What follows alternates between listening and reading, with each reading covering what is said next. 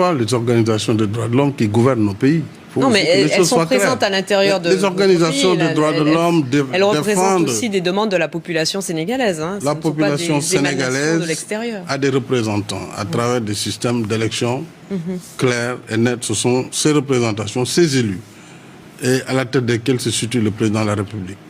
Nous avons notre code de la famille. Nous avons notre culture. Nous avons notre civilisation.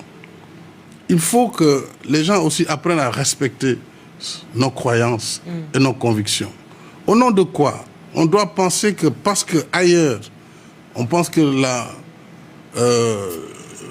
l'homosexualité doit être dépénalisée, que ça doit être une loi universelle. Au nom de quoi? Au nom de quoi ça doit être une loi universelle? Il faut respecter. C'est un droit qui est considéré comme un droit humain élémentaire par beaucoup non, selon vous, c'est un droit. Écoutez, je dis il faut respecter, madame, le droit également pour chaque peuple de définir sa propre législation. Je ne vois pas pourquoi on doit nous imposer cette vision. Le problème, il est aussi simple.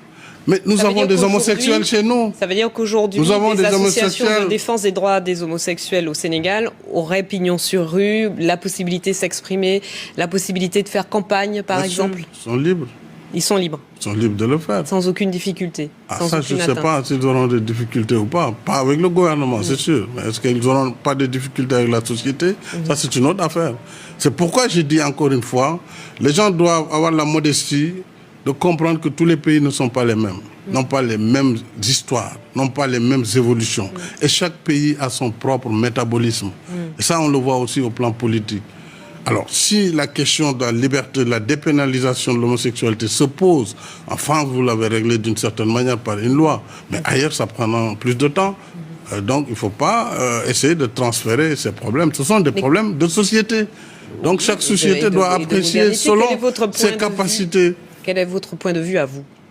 Personnellement, je pense que les gens, ils ont la liberté de faire ce qu'ils veulent, ça les engage, mais ils n'ont pas la liberté d'imposer aux autres ce qu'ils sont. Voilà le problème. Qu'ils soient homosexuels, c'est leur problème.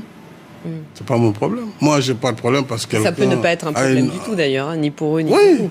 Mais pourquoi vouloir imposer à tout le monde que les homosexuels doivent défiler, faire des gays parades, etc.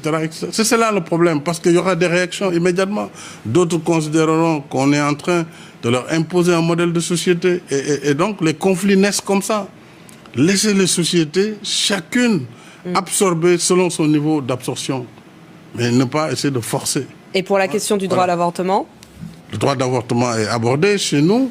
Et d'ailleurs, il y a des évolutions positives dans le sens que déjà pour certains cas de viol ou d'inceste, l'avortement doit être autorisé. Nous sommes en réflexion et en discussion avec les sociétés, la société civile, avec les groupements de femmes qui travaillent beaucoup dans ce domaine, avec les chefs religieux également, qui ont également leur avis à dire dans ces questions. Et donc, je pense que dans un proche avenir, cette question devra être abordée au Sénégal.